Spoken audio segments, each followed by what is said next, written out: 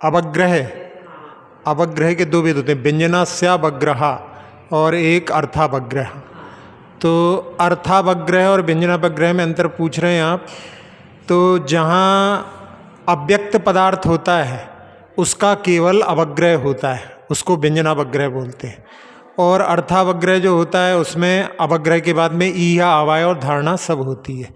तो उसमें कुछ पदार्थ ऐसे होते हैं जो स्पष्ट नहीं होते, तो उनमें जो है वो वहाँ पर ईह आदि उत्पन्न नहीं होती।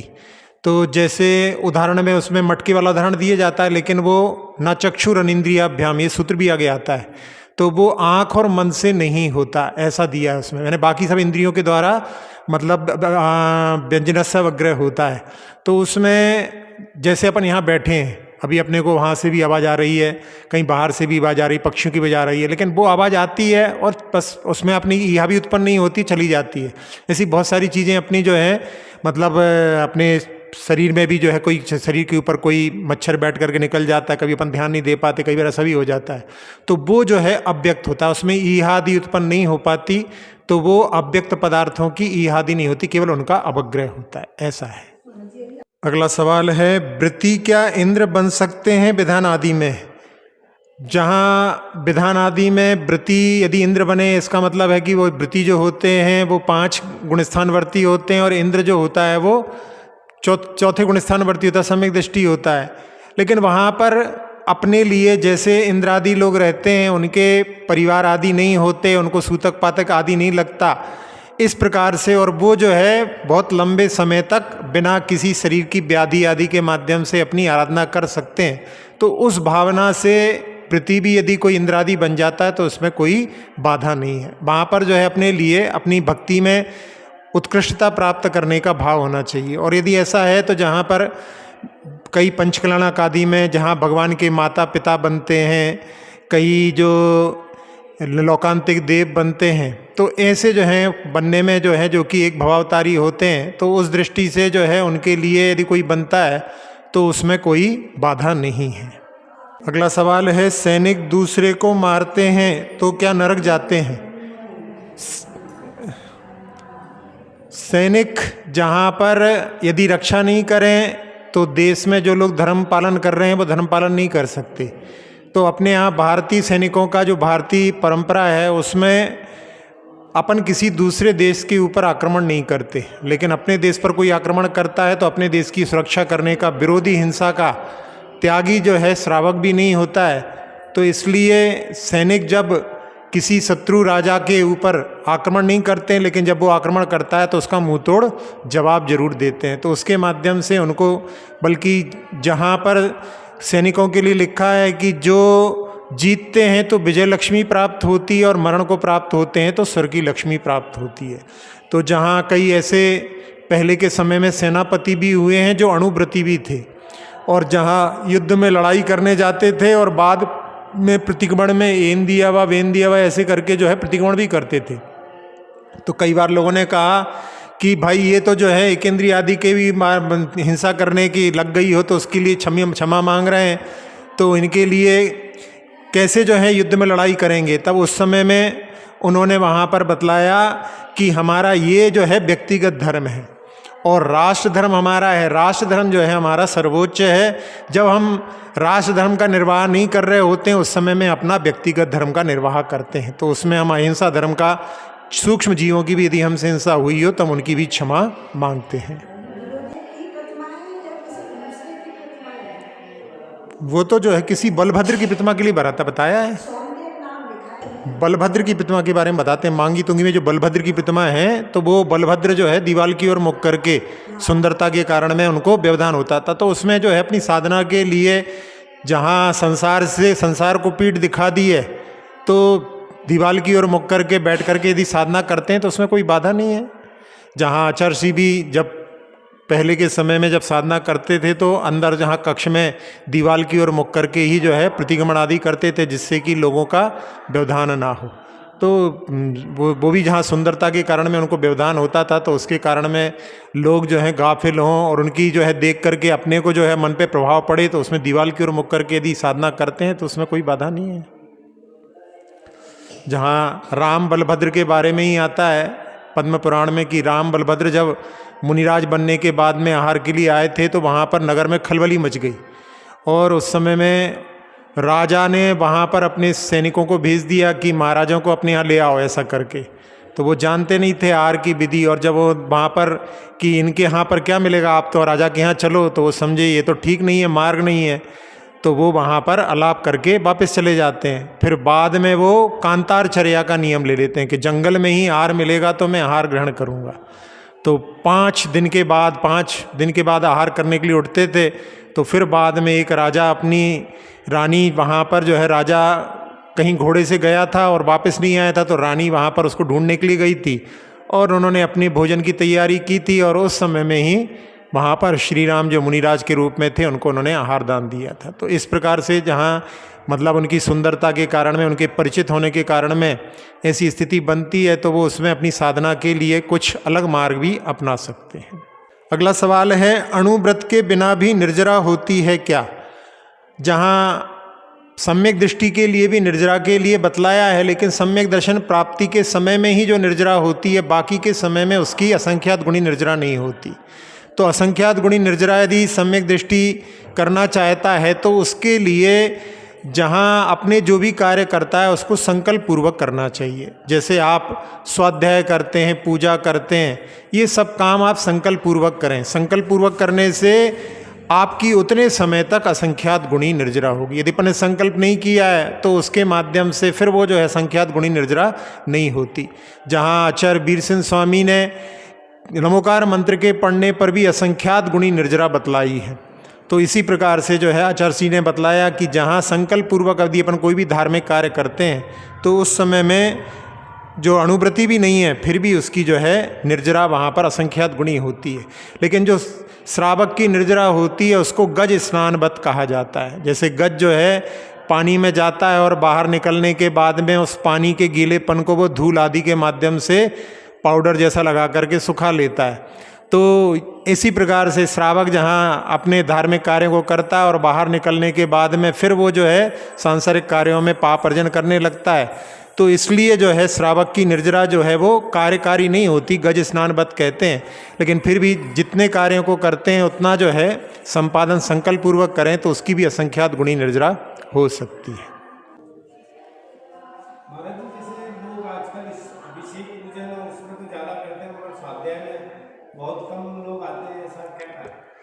आजकल जो है लोगों के पास में मतलब स्वाध्याय की प्रति रुचि बहुत घट गई है। पहले के समय में मंदिरों में जहाँ प्रॉपर स्वाध्याय होता था, एक गद्दी रहती थी, वहाँ पर बैठ कर के जो है विद्वानों को जो है रखते थे, विद्वानों के माध्यम से स्वाध्याय होता था।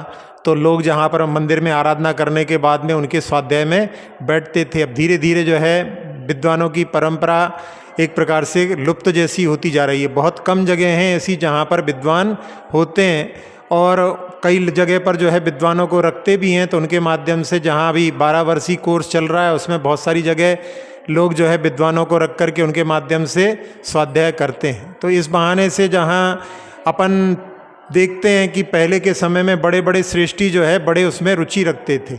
अब जो है एक उसका बहुत बड़ा एक कारण ये भी है कि आजकल टेलीविज़न पर जो है बहुत सारे चैनल के माध्यम से लोगों के लिए प्रवचन, स्वाध्याय, जिज्ञासा समाधान, शंका समाधान आदि आते रहते हैं। तो लोग जो है मन में ऐसा लगता है कि अपन इसमें सुन लेते हैं तो इसी में अपना स्वाध्याय हो जाता है। लेकिन वास्तव में स्वाध्याय टेलीविज़न आदि देख करके सही नहीं होता है। सही स्वाध्याय तो जहाँ अपन शास्त्र को विराजमान करके और अध्ययन करते हैं तभी जो है सही स्वाध्याय होता है। तो अब जो है ऐसी धारणा लोगों की बन गई है, उसके कारण में इसी प्रकार से कार्य करते रहते हैं। लेकिन यदि समय निकाला जाए थोड़ा समय, तो अपने लिए काल का विभाजन करें तो स्वाध्याय के लिए भी समय निकाल करके अध्ययन करना चाहिए। जब अपन निर्वाणी की शरण में बैठते हैं तब अपने लिए सही जो है यानी अध्ययन हो पाता है और सही ज्ञान उसी के माध्यम से होता है। तो जहाँ यदि आप टेलीविज़न पर भी बैठ करके देखते हैं तो उस समय में भी अपने पास में कुछ नोटबुक रखना चाहिए, उसमें भी कुछ अच्छी चीज़ आए तो उसको नोट कर लें। नहीं तो बहुत सारा जो है देखते बहुत सारा समय उसमें लगा देते हैं लेकिन फिर भी हासिल कुछ नहीं हो पाता। तो उपलब्धि होनी चाहिए कि जैसे कहते हैं कि कुछ लिख के सो कुछ पढ़ के सो, जिस जगह जागा सुबह तू उस जगह से बढ़ के सो। तो अपने लिए प्रतिदिन जो है अपन ने क्या उपलब्ध किया, और उसमें रात्रि में शयन करते समय में फिर वहाँ पर अपन ने आज क्या क्या सीखा, सुबह उठने के बाद में फिर अपन ने कल क्या पढ़ा था, ऐसा जो है बार बार यदि अपन उसका चिंतन करते हैं तब उसके माध्यम से अपन जो है स्वाध्याय का सही लाभ ले सकते हैं।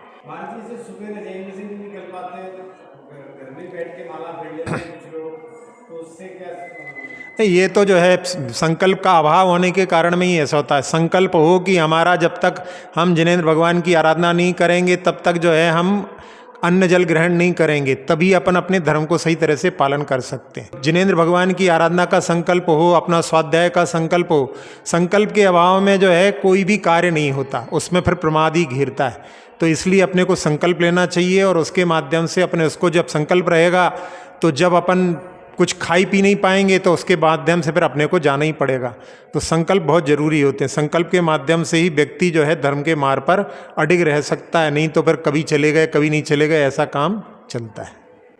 रात्रि भोजन के लिए लोग छूट रख लेते हैं शादी ब्याह में, तो ये क्या इसका पुण्य मिलता है कि नहीं, शादी ब्याह में तो विशेष करके जो अपने लिए रात्रि में भोजन नहीं करना चाहिए। घर में यदि कोई मजबूरी में रात में खाता है तो इतना पाप का भागी नहीं है, लेकिन अपन शादी में ही जो है रात्रि में खाते हैं तो वो जो है अपन स्वयं तो खा ही रहे हैं, दूसरों को और दिखा रहे हैं कि जैन साहब जो है रात्रि में खा रहे हैं। तो ये बहुत बड़ी मतलब एक प्रकार की दुष्प्रवृत्ति है कि जहाँ अपन शादी के समय में जो है विशेष करके अब उसमें एक जो है लोभ भी रहता है कि शादी में जहाँ पर बहुत सारे स्टॉल लगते हैं और उसके माध्यम से जो अभक्ष्य भक्षण खाने के लिए एक साधन वहाँ पर अपने लिए उपलब्ध हो जाता है, तो उसके माध्यम से अपन लोग वैसे जो है कभी अभक्ष्य नहीं खाते, लेकिन शादी में विशेष रूप से अभक्ष्य की ओर आकर्षित होते हैं।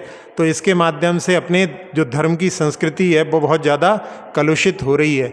लेकिन आजकल तो जो है इसके बिना काम ही नहीं चलता है, वही सब चीज़ें बढ़ती जा रही हैं। तो आगे आगे जो है इस पंचम काल में जहाँ जिस प्रकार से धर्म का ह्रास, नहीं वो तो केवल एक देखो स्वार्थ है, और उसमें जो है वो यदि इस प्रकार का कि हमने कई नगर में कि अपने नगर में तो हम नहीं, बाहर का जो हमारी छूट है तो वो बाहर की छूट इस अपेक्षा से है, लोग लेते हैं कि भाई अब कहीं बाहर गए मजबूरी में नहीं मिला, लेकिन इसका मतलब ये नहीं होता है कि नगर से बाहर निकल जाओ और वहाँ पर खा लो। तो ये तो जो है अपने नियम लेने में ही अपनी वहाँ पर जो है कमजोरी दिखाई दे रही है। अपन जो है नियम लेते समय में जो है अपने लिए जिसके माध्यम से अपने लिए कुछ पापों की निर्जरा होनी चाहिए, इसके माध्यम से यदि अपन पापों का अर्जन करें या अपने ऐसे नियम जिनसे कि अपने में कुछ पालन ही नहीं करना पड़े, तो वो वास्तव में नियम नहीं कहला।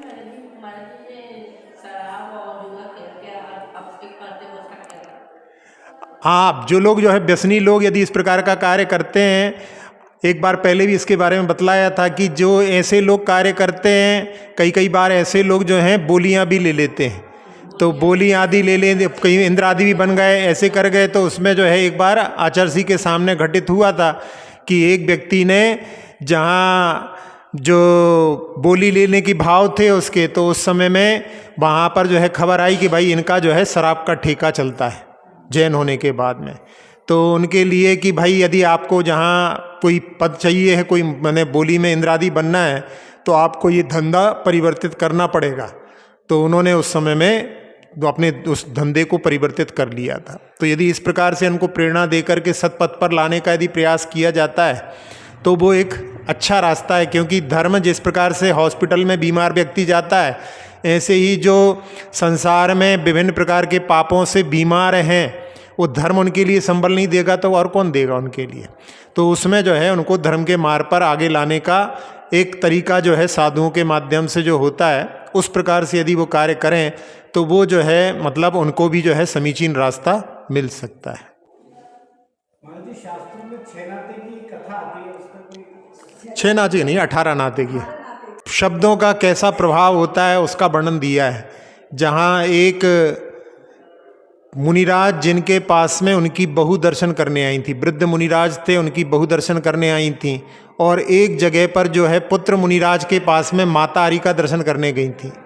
तो उस समय में 2 जो विप्र पुत्र थे पढ़ कर के आ रहे थे, अपने घर जा रहे थे, उन्होंने देख करके कहा कि जवान की स्त्री बूढ़ी और बूढ़े को मिल गई जवान, भगवान के लिए कहा कि भगवान तेरी धन्य माया है, ऐसा कह करके उन्होंने हंसी की।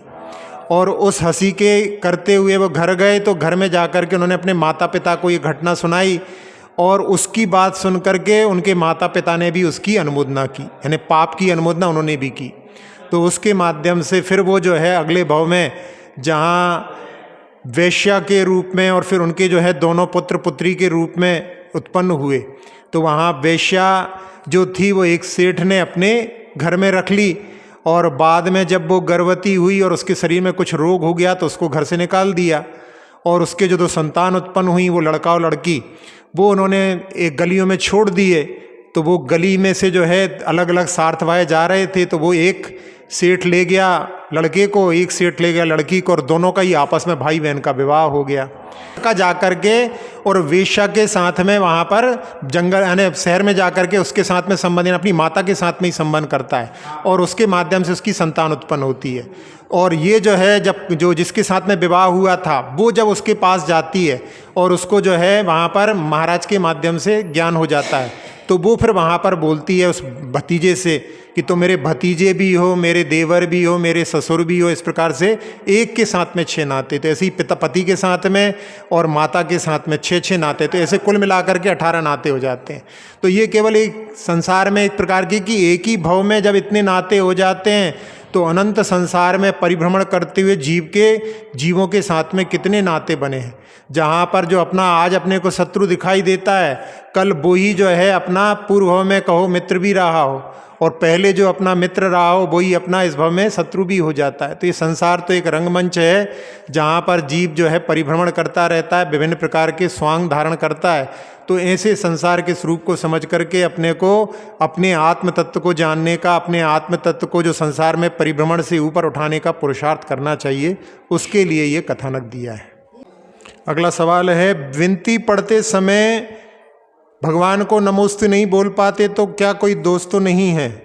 जहाँ भगवान की विनती पढ़ रहे हैं, विनती में ही जो भाव वहाँ पर नमस्कार आदि के होते हैं, इसलिए उस समय में जहाँ भगवान की परिक्रमा करते हुए लोग जो है विनती पढ़ते हैं, तो उसमें यदि अपना सिर भी झुका लिया और अपने हाथों को जोड़ लिया तो वो भी नमोस्तु का ही भाव होता है। वहाँ पर जो विनती पढ़ रहे हैं उन भावों में वहाँ पर कई बीच में जो है नमोस्तु के भाव आते हैं, लेकिन जहाँ कहीं नहीं भी हैं तो भी आप हाथ से जोड़ रहे हैं और सिर को झुका रहे हैं, तो वहाँ पर वो नमोस्तु ही माना जाएगा।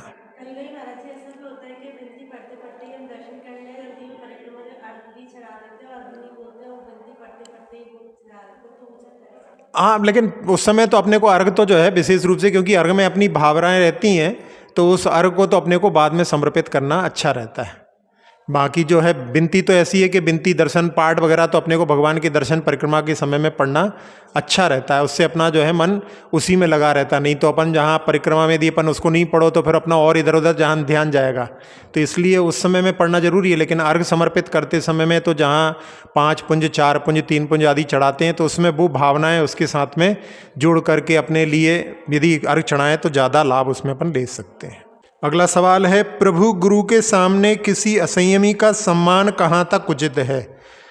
जहाँ कहीं प्रोग्राम होते हैं वहाँ पर साधुओं के मंच पर असंयमियों का भी सम्मान होता है, लेकिन उसमें सम्मान की दृष्टि कैसी है? जैसे यदि किसी ने दान किया है तो दानी का सम्मान हो रहा है, तो उसमें जो पैसे वाला है उसका सम्मान ना मान करके उसके त्याग का सम्मान हो रहा है।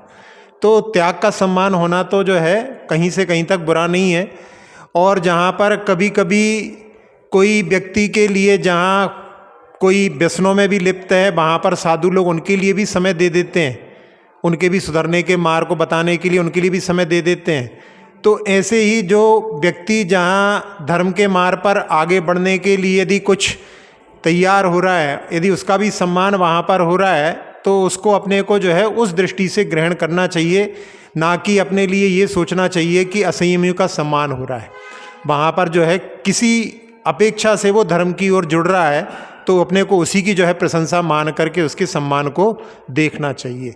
लेकिन जहाँ अब जैसे कई बार होता है कि जहाँ जो राजनीति के जो नेतावादी आते हैं उनका भी सम्मान होता है, तो उनके माध्यम से भी बहुत सारे कार्य जो हैं धर्म संबंधी जो रहते हैं वो उनके माध्यम से संपन्न होते हैं, तो इसलिए उनका भी जो है सम्मान आदि किया जाता है। तो उसमें अपने लिए यही दृष्टि रखना चाहिए कि इन लोगों के माध्यम से अपने जो हैं सारे कार्य बनते हैं, तो इसलिए उनका सम्मान नहीं होगा तो उसके माध्यम से अपने लिए ही मतलब संबंध नहीं रहेंगे, तो उसके माध्यम से अपना कार्य अच्छे से संपन्न नहीं हो पाएगा।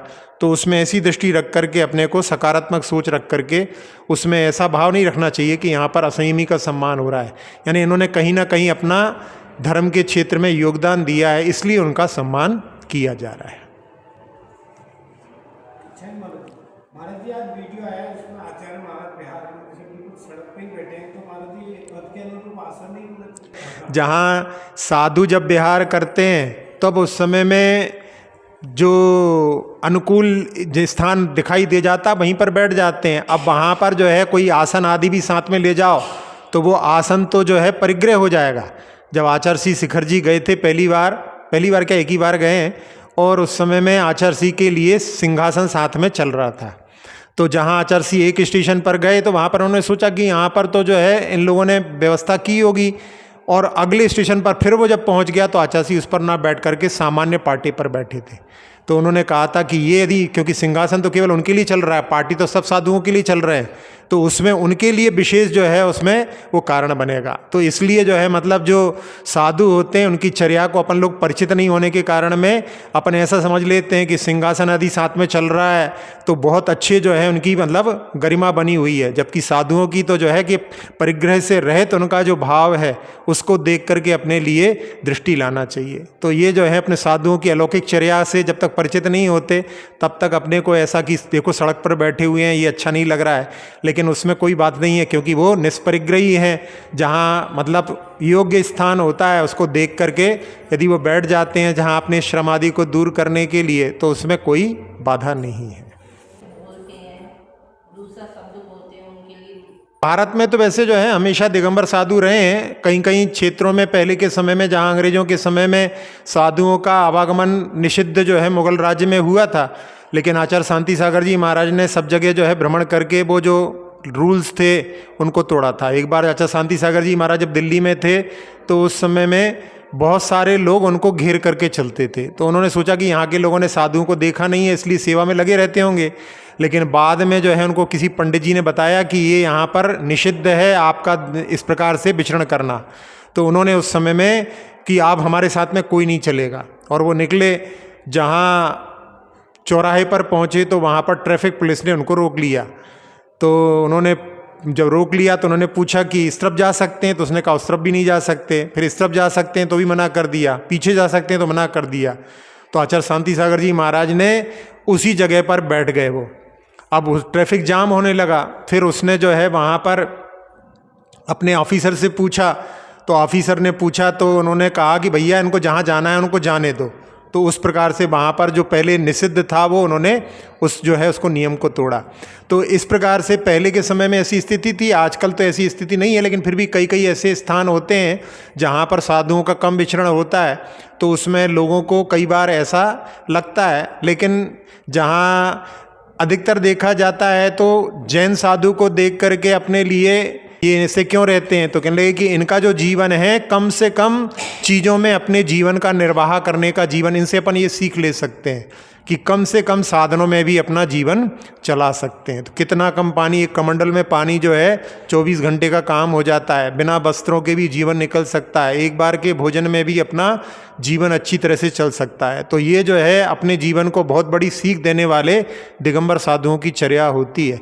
संसार में तो खैर बहुत सारे लोग रहते हैं, लेकिन जो समझते हैं, जिनके अंदर थोड़ा सा भी जो ज्ञान है प्राप्त करने की भावना होती है, वो इस प्रकार की बात नहीं करते हैं। लेकिन जो कुछ असभ्य लोग होते हैं वो इस प्रकार के कमेंट्स आदि भी करते हैं। कई बार जो है ऐसे कमेंट्स को सुन करके जहाँ साधु के मन में कोई खेद उत्पन्न नहीं होता, लेकिन जो श्रावक रहते हैं उनको ऐसा खराब सा लगता है। लेकिन जहाँ साधुओं की चर्या है उनके परिश्रमों में जो है आक्रोश परिचय भी होता है, तो उसके माध्यम से इनको वो समता के साथ में ही सहन करते हैं। प्री वेडिंग जो होती है वो सही है क्या? जहाँ भारतीय संस्कृति में पहले जो है कन्या और जो वर है उसका मिलन भी नहीं होता था, लेकिन आजकल जो है बहुत इस प्रकार की स्थितियां बन रही हैं, और कई बार ऐसा होता है कि प्री वेडिंग की जो है सारी शूटिंग हो जाती है और उसके बाद में आपस के जो है संबंध टूट जाते हैं। तो फिर उसके बाद में जहाँ कई बार ऐसे स्थानों पर भी गए हैं जहाँ पर कोई दूसरा पूछे कि आप कहाँ कहाँ घूम करके आए हो, तो आगे भी शादी होने में दिक्कत हो सकती है।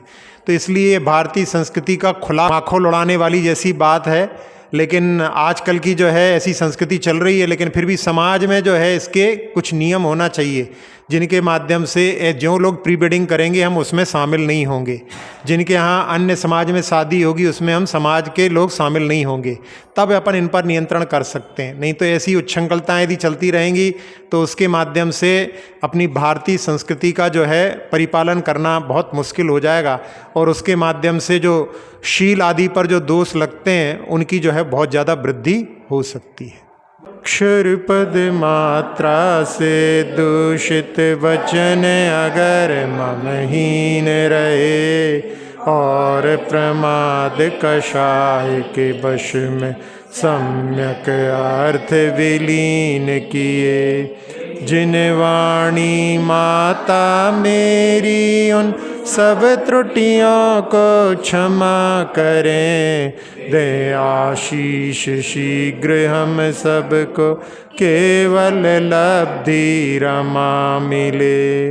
प्राप्त हमें हो बोधि समाधि परिणामों की शुद्धि हो, निज आत्म उपलब्ध हमें हो, शाश्वत सुख की सिद्धि हो। चिंतित वस्तु दात्री माता चिंतामणि उपमा भाति, करूं वंदना पूर्ण विनय से चरण रखूं मैं ये पाती। कर जिन वाणी स्तुति तन की ममता टार, महामंत्र का जाप अब सभी जपें नबवा।